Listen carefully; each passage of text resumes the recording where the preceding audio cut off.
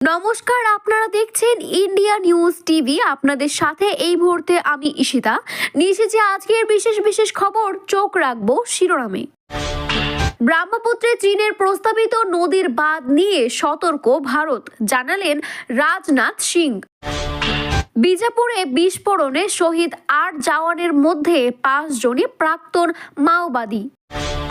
সরকারি হোস্টেলে নাবালিকার সন্তান প্রসব, সদ্যজাতের ঠাঁই হলো আবর্জনার কূপে। বাণিজ্যিক কাজে ব্যবহার আলিপুরের চিড়িয়াখানার জমি, শুভেন্দুকে প্রতিবাদ মিছিলের অনুমতি হাইকোর্টের। ইন্দো বাংলা সীমান্তে গ্রাম থেকে ২০ লক্ষ টাকার জাল নোট উদ্ধার। বিস্তারিত জানতে চোখ রাখুন, সঙ্গে থাকুন ইন্ডিয়া নিউজ টিভিতে। বিস্তারিত জানতে চোখ রাখবো আজকের প্রথম খবরের দিকে। সতর্কে রয়েছে ভারত, চীনের প্রতিটি পদক্ষেপে কড়া নজর রাখা হচ্ছে। ভারত সীমান্তের কাছে তিব্বতের ব্রহ্মপুত্র নদীর ওপরে বেজিং এর প্রস্তাবিত বাঁধ নির্মাণের প্রসঙ্গে এই কথা জানালো কেন্দ্রীয় প্রতিরক্ষা মন্ত্রী রাজনাথ সিং। তিনি জানান, দেশ তথা দেশবাসীর স্বার্থ রক্ষার ক্ষেত্রে প্রয়োজনীয় সীমান্ত নেওয়া হচ্ছে কেন্দ্রের তরফে। সম্প্রতি ভারত সীমান্তের কাছে তিব্বত মালভূমিতে ব্রহ্মপুত্র নদীর বাঁধ নির্মাণের কথা জানায় চীন। বেজিংয়ের দাবি, বিশ্বের সর্ববৃহৎ এই বাঁধের সাহায্যে আগের থেকে ৩ গুণ বেশি জলবিদ্যুৎ উৎপন্ন করা যাবে। বিষয়টির উদ্বেগে বাড়ে ভারতের। মঙ্গলবার আগ্রায় বিষয়টি নিয়ে রাজনাথ সিংহকে প্রকাশ করা হয়। জবাবে তিনি বলেন, চীনের সিদ্ধান্ত সম্পর্কে ভারত সরকার সতর্ক রয়েছে। ব্রহ্মপুত্রের জলের প্রবাহে যাতে ঘাটতি না হয়, ইতিমধ্যেই কূটনৈতিক মাধ্যমে সেই বিষয়ে চীনের সাথে কথাও বলা হয়েছে। প্রসঙ্গ, চীনের ইয়ারলুং সাংপো নদী ভারত এবং বাংলাদেশের ব্রহ্মপুত্র নামে পরিচিত। হিমবাহ থেকে সৃষ্ট এই নদী ভারতের অরুণাচল প্রদেশ এবং আসাম হয়ে বাংলাদেশে প্রবেশ করেছে। ফলে চীনের প্রস্তাবিত এই বাঁধের কারণে নদীর প্রবাহের ওপরে প্রভাব পড়তে পারে বলেও আশঙ্কা বিশেষ মহলের। অবশ্য এই বাঁধের কারণে নদীর প্রবাহের কোনো প্রভাব পড়বে না বলেও আশ্বাস দিয়েছে বেজিং সরকার। তবে ভারত প্রয়োজনে পদক্ষেপ নেবে বলে এই দিন সাফ জানিয়ে দিয়েছে প্রতিরক্ষা মন্ত্রী। ছত্তিশগড়ের বিজাপুরে সোমবার মাওবাদী বিস্ফোরণে ৮ জন জওয়ান শহীদ হয়েছে। এই ৮ জওয়ানের মধ্যে শহীদ ৫ জন প্রাক্তন মাওবাদী ছিলেন, অর্থাৎ তারা নকশাল ও মাওবাদী কার্যকলাপের সাথে যুক্ত ছিল। পরে মতাদর্শ ছেড়ে আত্মসমর্পণ করে নিরাপত্তা বাহিনীতে যোগদান করে। বস্তারের আইনজীবী সুন্দররাজ পি বলেন, শহীদ হেড কনস্টেবল বুধরাম কোরসা, কনস্টেবল দুম্মা মারকাম এবং পাণ্ডুরাম ও বামন সোধি সকলেই ছিল জেলার রিজার্ভ গার্ড জওয়ান। কনস্টেবল সোমদু ভিট্টি আগেও একজন সক্রিয় মাওবাদী ছিলেন এবং আত্মসমর্পণের পরে পুলিশে যোগদান করেছিলেন তিনি। বুধরাম কোরসা এবং বামন সোধি বিজাপুর জেলার স্থানীয় বাসিন্দা ছিলেন, বাকি ৩ জন পাশের জেলার বাসিন্দা ছিল। বস্তারের আইনজীবী সুন্দররাজ পি জানান, ২০২৪ সালে বস্তার অঞ্চলে ৭৯২ জন মাওবাদী আত্মসমর্পণ করেছিলেন। ওই আত্মসমর্পণ করা মাওবাদী ও স্থানীয় যুবকদের মধ্যে থেকে ডিআরজি কর্মীদের বস্তার বিভাগের জন্য নিয়োগ করা হয়েছিল, যাদের মধ্যে ছিলেন বিস্ফোরণের শহীদ ৫ জন জওয়ান। পুলিশ সূত্রে জানা গিয়েছে, গত ৪ দশক ধরে মাওবাদীদের দমনে ও তাদের বিরুদ্ধে লড়াই করার জন্য বস্তারের ৭টি জেলায় বিভিন্ন সময়ে ডিআরজি গঠন করা হয়।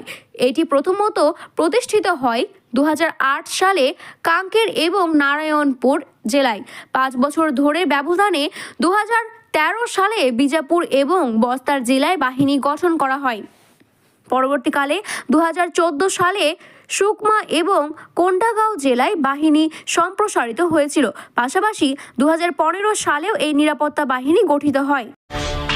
মেয়েদের জন্য নির্মাণিত একটি সরকারি হোস্টেলে সন্তানের জন্ম দিল একাদশ শ্রেণীর নাবালিকা ছাত্রী। মঙ্গলবার ভোররাতে শিশু সন্তানের জন্ম দেওয়ার পরই ঘটনাটিকে ধামাচাপা দিতে সদ্যজাতকে হোস্টেলের বাইরে আবর্জনার মধ্যে ফেলে দিয়ে আসা হয়। পরে ওই সন্তানকে উদ্ধার করে কোরবার মেডিকেল কলেজ ও হাসপাতালে ভর্তি করা হয়। 17 বছর বয়সী ওই কিশোরী একাদশ শ্রেণীর ছাত্রী, যে মেয়েদের সরকারি হোস্টেল থেকেই পড়াশোনা করে। নাবালিকা সন্তানের জন্ম দেওয়ার খবর ছড়িয়ে পড়তেই তাকে এবং সদ্যজাতকে হাসপাতালে ভর্তি করা হয়। ঘটনাস্থলে পৌঁছে জেলার শিক্ষক আধিকারিকরা এসডিএম আশ্বস্ত করেছে যে কালেক্টরের নির্দেশে এলে এই ঘটনা তদন্ত করা যাবে। জানা গিয়েছে, একাদশ শ্রেণীর নাবালিকা ছাত্রী ভোর রাত 2টো থেকে 2:30 মধ্যে শিশু সন্তানটি জন্ম দিয়েছিল। এরপরে সদ্যজাতকে আবর্জনার স্তূপে ফেলে দিয়ে আসা হয়, কিন্তু সকালে বিষয়টি জানাজানি হতেই মা এবং সন্তানকে লুকানোর চেষ্টা করা হয়। কোরবা সরকারি হাসপাতালে কর্মীরা জানিয়েছে, সদ্যজাতের শারীরিক অবস্থা আশঙ্কাজনক। হাসপাতালে যখন তাকে আনা হয় তখনই তার অবস্থার অবনতি হয়েছিল। তার গায়ে ঘাস, শুকনো পাতা লেগেছিল। এখন সে অক্সিজেনের সাপোর্টে রয়েছে। এদিকে শিক্ষা দপ্তরের আধিকারিক টিপি উপাধ্যায় জানিয়েছে, এই ঘটনাটি বিশদে জানতে তিনি হোস্টেলের লোকজনের সাথে কথা বলেছেন। কোবরা সরকারি হাসপাতালে শিশু রোগ বিশেষজ্ঞ ডক্টর রাকেশ বর্মা বলেন, এখন সদ্যজাতকে অক্সিজেন সাপোর্টে রাখা হয়েছে। দীর্ঘক্ষণ খোলা হাওয়ায় থাকার ফলে তার শরীর ঠান্ডা হয়ে গিয়েছিল।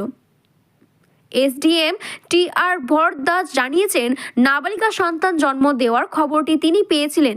কালেক্টর ওই বিষয়ে প্রয়োজনীয় নির্দেশ দিয়েছিলেন। জেলার শিক্ষিত দপ্তরের আধিকারিকরাও মা এবং সন্তানকে প্রয়োজনীয় চিকিৎসা দেওয়ার বিষয়টি অধিগ্রহ দেখছেন। তদন্তের পরে যথাযথ পদক্ষেপ নেওয়া হবে বলেই জানিয়েছে পুলিশ। আলিপুর চিড়িয়াখানার জমি বেআইনিভাবে বাণিজ্যিক কাজে ব্যবহারের অভিযোগে তুলে 9 জানুয়ারি অর্থাৎ বৃহস্পতিবার রবীন্দ্র সদন থেকে চিড়িয়াখানা পর্যন্ত মিছিলের কর্মসূচি গ্রহণ করেছে বিজেপি। এই মিছিল করার অনুমতি দিল কলকাতা হাইকোর্ট। রাজ্যের বিরোধী দলনেতা শুভেন্দু অধিকারীর নেতৃত্বে রবীন্দ্র সদনে থেকে এই আলিপুর চিড়িয়াখানা পর্যন্ত মিছিল করার অনুমতি জানিয়েছে গতকাল হাইকোর্টে দ্বারস্থ হয়েছিল বিজেপি। অভিযোগ, আলিপুর চিড়িয়াখানাকে বেসরকারি ব্যবসার কাজে ব্যবহার করতে চায় রাজ্য সরকার। 9 জানুয়ারি বেলা 1টায় রবীন্দ্র সদন মেট্রো স্টেশন থেকে শুরু হয় আলিপুর চিড়িয়াখানা পর্যন্ত মিছিল করার অনুমতি চাওয়া হয়। সেই আবেদনের শুনানিতে বুধবার বিচারপতি জয় সেন গুপ্ত নির্দেশে রবীন্দ্র সদন মেট্রো স্টেশন থেকে ন্যাশনাল লাইব্রেরি পর্যন্ত মিছিল করা যাবে। মিছিল পিটিএস হয়ে চিড়িয়াখানার সামনে দিয়ে গিয়ে ন্যাশনাল লাইব্রেরির সামনে শেষ হবে। বেলা 12টা থেকে শুরু করবে, বিকেল 3টের মধ্যে শেষ করতে হবে মিছিল। মিছিলে 1000 লোক সামিল হতে পারে বলেই নির্দেশ দিয়েছে বিচারপতি। জানা গিয়েছে, এই মিছিলে উপস্থিত থাকবেন বিরোধী দলনেতা শুভেন্দু অধিকারী। প্রসঙ্গত, কিছুদিন আগেই রাজ্যের মুখ্যমন্ত্রী মমতা বন্দ্যোপাধ্যায় ঘোষণা করেন, আলিপুর চিড়িয়াখানার উল্টো দিকে চিড়িয়াখানার জমিতে পিপিপি মডেল বেসরকারি প্রতিষ্ঠানকে বরাদ দেওয়া হচ্ছে, যেখানে বহুতলা নির্মাণ করে একটা ফ্লোর থাকবে সরকারি জিনিসপত্র বিক্রির একটি স্টল। অগ্রত হিসেবে বেসরকারি ব্যবসায়ীরা তারা সেখানে ব্যবসা করতে পারবেন। এই কর্মকাণ্ডগুলির বিরুদ্ধে ইতিমধ্যে সরব হয়েছে বিরোধী রাজনৈতিক দলগুলি। ভারতীয় জনতা পার্টি এবার এই বিরুদ্ধে রাস্তায় নেমে প্রতিবাদ মিছিল কর্মসূচি নেওয়ার অনুমতি পেল আদালতের কাছ থেকে। বেশ কিছুদিন চুপচাপ থাকার পরে ফের জেলায় উদ্ধার হলো বিপুল অঙ্কের জাল নোট। মঙ্গলবার রাতে কালিয়াচক 3 নম্বর ব্লকের কুম্ভীরা গ্রামে পঞ্চায়েতের খোসালপাড়া গ্রাম থেকে উদ্ধার করা হয়েছিল 20 লাখ টাকার জাল নোট। যদিও কে বা কারা এই জাল নোট মজুদ করেছিল তা এখনও জানতে পারা যায়নি পুলিশের তরফে, ফলে কাউকে গ্রেপ্তারও করা হয়নি। তবে কারবারিদের চিহ্নিত করতে জোর কদমে চলছে পুলিশের তদন্ত। মঙ্গলবার রাতে কুম্ভীরা পুলিশের ফাঁড়ির কর্মীদের কাছ থেকে খবর এসেছে, ভারত বাংলাদেশ সীমান্তে লাগোয়া খোসালপাড়া গ্রামের দুষ্কৃতী রুবেল শেখের বাড়ির কাছাকাছি এলাকায় বিপুল পরিমাণের জাল নোট মজুদ করা হয়েছে। পুলিশ আরও জানতে পারে যে পাচারকারীরা এই নোট যে কোনো সময় দেশের কোনো জায়গায় পাচার করার চেষ্টা চালাচ্ছে। এই খবর পেতেই কুম্ভীরার ফাঁড়ির পুলিশ কর্মীরা ঘটনাস্থলে অভিযান চালায়। একটি ব্যাগ থেকে উদ্ধার করা হয় 20 লক্ষ টাকার জাল নোট। উদ্ধার হওয়া নোটগুলির মধ্যে 500 টাকার জাল নোট রয়েছে 3800টি, বাকি 500টি 200 টাকার জাল নোট। এই ঘটনায় পুলিশের চমকে দিয়েছে 200 টাকার জাল নোটের গুণমান। নাম প্রকাশে অনিচ্ছুক এক পুলিশকর্মী বলেন, এর আগে 200 টাকার জাল নোট উদ্ধারের উদাহরণ বেশি নেই। আগে যে নোটগুলি উদ্ধার করা হয়েছিল তার গুণমান খুব একটা ভালো ছিল না, কিন্তু এবার যে নোট উদ্ধার করা হয়েছে খুব খুঁটিয়ে না দেখলে সে সমস্ত যে জাল তা বোঝার কারোর সাধ্য নেই। 500 টাকার জাল নোটগুলি একেবারেই আসলের মতো। এইসব নোট তৈরিতে যে কাগজ ব্যবহার করা হচ্ছে তার গুণমানও খুবই উন্নত। এই নোট নিয়ে সাধারণ মানুষের বিভ্রান্ত হওয়াটাই স্বাভাবিক।